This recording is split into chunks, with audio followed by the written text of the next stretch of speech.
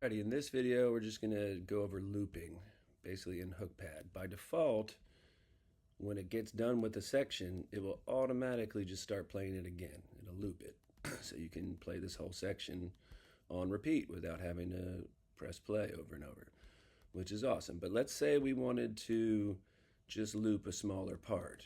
Maybe we just want to loop the first two measures. We can't do that here, but we can if we click Open in Hookpad. So, did it work? Usually takes a second to load Hookpad, but once it does that, we can, as I said, loop whatever we want, not just a whole section, but any amount of beats or measures. This gray line is the loop section. If I just click in it, it turns the loop on. I can also turn it on and off up here. Boom. But I usually don't. I just click in the gray section and turn it on.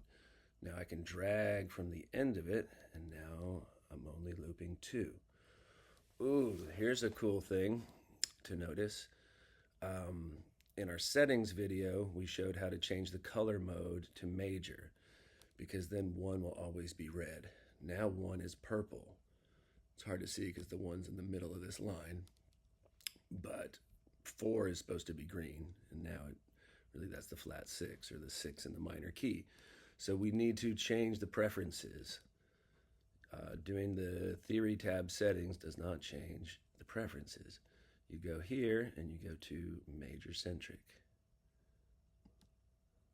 It didn't work. I didn't click it right. So now one is red. Cool. Another thing we can do, I'm going to get rid of this. If you're on an iPad, this window could be covering. So you want to click this arrow, and you might not even see it. You might have to scroll to the right in order to even see that and click it off. And this might be in the way too, so you click that off. If you're on a computer, you don't have to like I am, but iPad you do. Okay, so,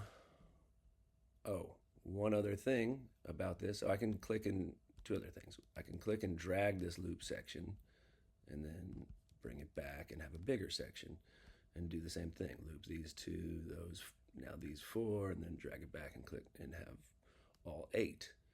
So in Hookpad, if the loop's not on, when it finishes here, it won't start playing again. So if you want the whole section to loop, you gotta create the loop for the whole section. Cool. Last thing here, in the preferences, where we did the color scheme, if we scroll down until we see show piano guitar, if we click that on, now we can see the piano. If you're on an iPad, I don't even recommend using this at all on your phone. Hooktheory you can use on your phone. Hookpad, this window up here just doesn't resize. But anyway, if I click this, now we can see that, which is cool. You might notice that it's just doing melody and we don't have a button for chords. All you got to do is click in the chords. If I click in the melody up here, it'll show me the melody down here. If I click in the chords, it'll show me the chords.